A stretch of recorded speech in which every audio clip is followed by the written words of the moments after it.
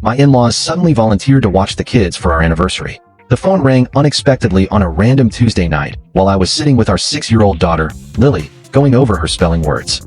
"We've been talking," my mother said, her tone brighter than I'd ever heard it. "You and Sarah really need a proper evening out. When exactly is your anniversary?" I nearly let the phone slip from my hand. In 12 years of marriage, my parents had never, not once, offered to look after the children. Not when Lily was born. Not when the twins, Noah and Oliver, came along 3 years later. Not for emergencies. Not for a quick date. Not even when we were drowning and just needed 60 minutes of peace. "It's actually this coming Saturday," I answered carefully. "But Mom, you've always said 3 kids at once is way too much." "That's ridiculous," she cut in. "We're their grandparents. It's long overdue." I found Sarah in the kitchen packing tomorrow's lunches. "You won't believe this," I told her. "My parents want to babysit Saturday night." She froze, jelly-covered knife hovering in the air. "Your parents?" "The same ones who showed up 3 hours late to Lily's 4th birthday because they lost track of time and completely forgot the twins' preschool graduation." "The very same." Sarah's face filled with doubt. She had every reason. My parents lived only 15 minutes away but acted like the kids were an occasional obligation. Her parents, on the other hand, drove 4 hours every few weeks just to read bedtime stories.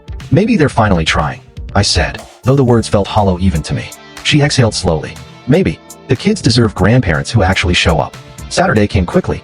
I'd booked a table at the little French bistro where we'd had our first date. Sarah wore the green dress that still made my heart skip. For the first time in forever, we looked like us again, like the couple we were before carpools and bills swallowed everything. My parents arrived at 6 o'clock on the dot. Another shock. Dad carried a large duffel bag. Mom held a tin of what she insisted were homemade brownies. I spotted the bakery sticker she'd peeled off. The children were excited, mostly.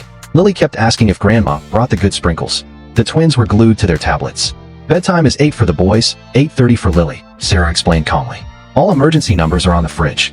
Lily's inhaler is in the bathroom cabinet just in case, though she's been fine for months." Mom gave a tight smile. "We raised 2 ourselves. We remember how it works."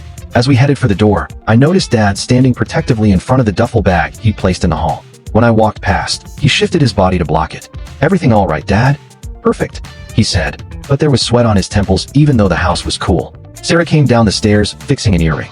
She saw the bag and smiled politely. "Oh, you brought overnight things? That's sweet. I'll just move it to the guest room." She reached down to grab it. Dad practically jumped. "No need. Too late." She had already pulled the zipper. Her face drained of color. Then she let out a scream that turned my blood cold. "Get the kids upstairs." Some lessons come with heartbreak. I learned you can't build love without trust, and blind faith only leads to pain.